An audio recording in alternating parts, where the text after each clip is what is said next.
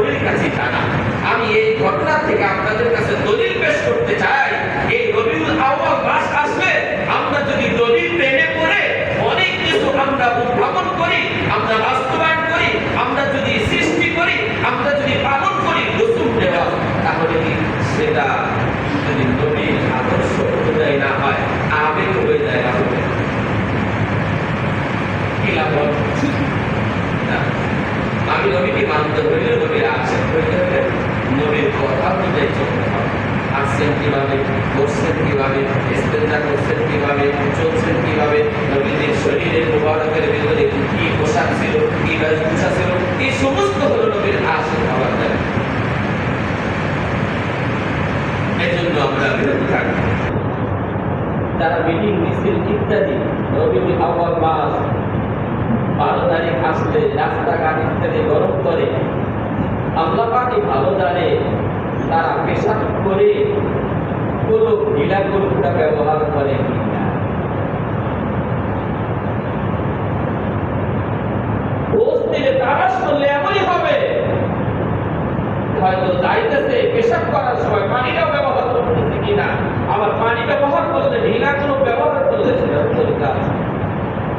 নামাজ তো রাখলাম, তার আশেকের আপন দাবি করে রবিউল আউয়াল মাসে বিভিন্ন রসুল লেবাস করতেছি, নামাজ পর্যন্ত তো রাখলাম, এটা কোনটাও ব্যবহার হয় কিনা, পেশাব করে পানি পবিত্রতাও অর্জন হয় কিনা বুঝতে পারে বের হবে। অথচ রবিউল আউয়াল আসলে আমরা নবীর আছেন তাদের ভাইটা এরকম মহাব্বত, এরকম ভালোবাসা আমার কেন, আমার নবীর প্রতি পৃথিবীর সমস্ত মানবতার ছিল।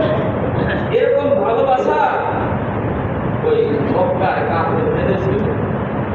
মক্কার কাফেররাও কিন্তু আমার নবীকে ভালোবাসতে জানেন, মক্কার কাফেররাও ভালোবাসতো। এই জন্য জানেন না, সম্পদ টাকা পয়সা করে না দেখে নবীজির কাছে নিয়ে আসতেন, ভালোবাসা ছাড়া পাবে। আবার নবী আলাইহিস সালামকে মক্কার কাফেররাই আল আমিন উপাধি দিয়েছে। এই প্রকার ভালোবাসা তো নবীকে ভালোবাসতো না কে? আমার নবীকে ভালোবাসতো, পৃথিবীর সমস্ত মাখলুকাত পর্যন্ত ভালোবাসতো। আপনি শুধু উদাহরণ দিতে দুনিয়াতে সমস্ত প্রাণীগুলো আছে তার কথা বলতে শেষ হবে না।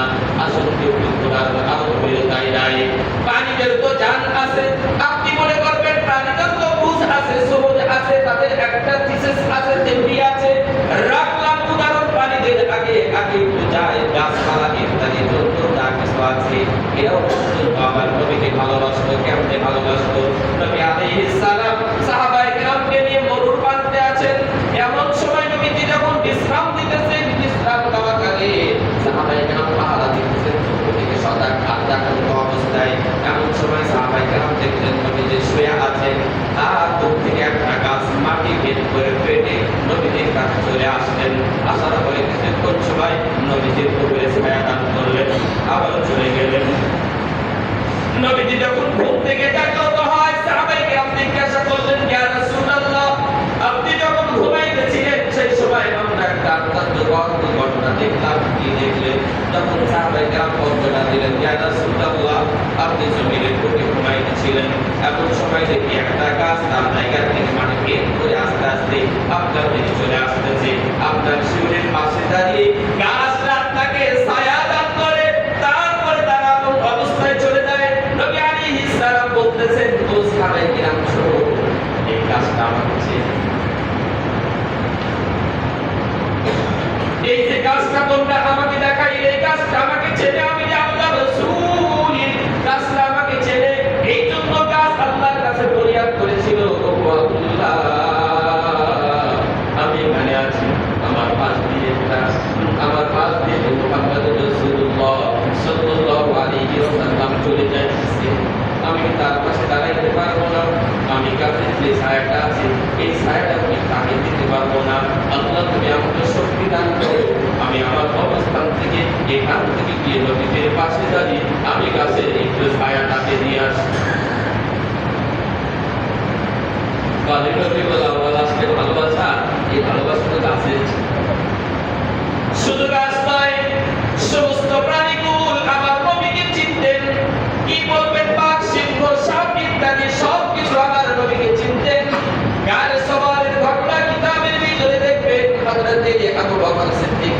রাদিয়াল্লাহু তাআলা নবী সকল মক্কা থেকে আস্তে আস্তে চলে যাইতেছেন মদিনায় হিজরত করবেন। কার সওয়াব যারা মক্কা বাবাতে চলে গেছেন জিয়ারাত ভিতরে একটা স্থান কার সওয়াব সেখানে নিয়ে যাওয়া হয় কত উঁচু একটা পাহাড়। নবী আলাইহিস সালাম আবু বকরকে নিয়ে এই কার সওয়াবের ভিতরে উঠেছেন। একটা গর্তের ভিতরে আশ্রয় নিয়েছেন। গর্তের ভিতরে আশ্রয় নেওয়ার সময় আবু বকর চিন্তা করলেন এটা তো পাহাড়, এখানে তো অনেক সব কিছু থাকতে পারে, কোথায় কোথায় এই গর্তের ছোট ছোট গর্তগুলো আছে কোথায়, সেখানে তো পোকামাকড় থাকতে পারে, সব কিছু থাকতে পারে। সুতরাং নবী আলাইহিস সালামকে আস্তে করে সরালে এবার এক একটা গর্তের কোণায় গর্ত সেগুলো আস্তে আস্তে বন্ধ করতেছেন। কি তাই বন্ধ করবেন? হয়তো বা শরীরের পোশাক জামা ছিঁড়ে তারপর বন্ধ করতেছেন, পাথর দিয়ে অন্য কিছু দিয়ে বন্ধ করতেছেন। একটা গর্ত এখনো আছে, বন্ধ করা যাচ্ছে না। হযরত আবু বকরের কাছে কোনো কিছু নাই বন্ধ করার জন্য। এই জন্য হযরত আবু বকর নবীর আশিক আর প্রেমিক হয়ে নিজের পাটা যখন ওই গর্তের ভিতরে যায়, গর্তের ভিতরে যাওয়ার পরে কিছুক্ষণ পরে গর্তের ভিতর থেকে একটা সাপ আবু বকরকে কামড় দিয়েছে। ওই সাপটা যখন কামড় দেয় পা থেকে আস্তে আস্তে বেশ করে উঠতে উঠতে সব জায়গায় চলে গেছে। বিষের দালায় আবু বকর আস্তে আস্তে কান্না, চোখের পানিটাও বেশি আসছে। চোখের পানি যখন নবীজি আলাইহিস সালামের শরীর মুবারকে উপরে পড়েছে, নবী আলাইহিস সালাম জাগ্রত হয়ে বলতেছেন, হে আবু বকর তুমি কান্না করতেছো কেন? নবী আলাইহিস সালাম আবু বকরকে বললেন, তুমি কেন কান্না করতেছো? আবু বকর বললেন, ইয়া রাসূলুল্লাহ, এই গর্তের ভিতরে আমি আমার পাটা দিয়েছিলাম যাতে কোনো সাপ আর বিচ্ছু এসে আপনাকে কামড় দিতে না পারে, কিন্তু দেখা যায় একটা সাপ আমাকে কামড় দিয়ে বসে।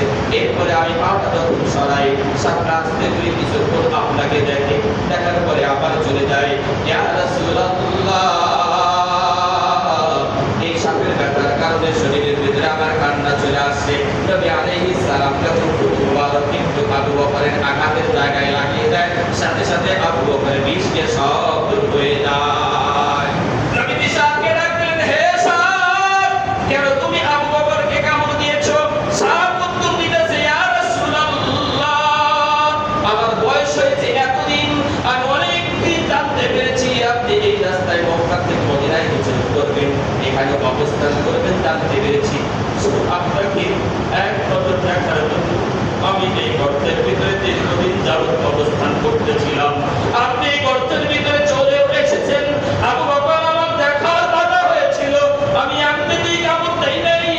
আবু বকরকে বলুন, আপনি গর্তের ভিতরে আছেন, আমি এখানে অপেক্ষা করতেছিলাম আপনাকে দেখার জন্য, কিন্তু আবু বকর পাটা দিয়ে সামনের উপরে ভাবতেছিলাম, এই জন্য আমি কামড় দিয়েছি, যাতে আবু বকর পাটা সরাই আমি সাপটা নবী মুহাম্মদ রাসূলুল্লাহ, ইয়া রাসূলুল্লাহ, আমি আপনাকে দেখতে পারি।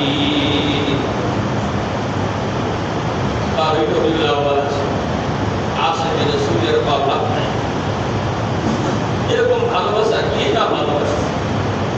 আমার নবীকে গাছ ভালোবাসে, আমার নবীকে সাপ ভালোবেসে, আমার নবীকে রসুলের হান্না সেও ভালোবেসে।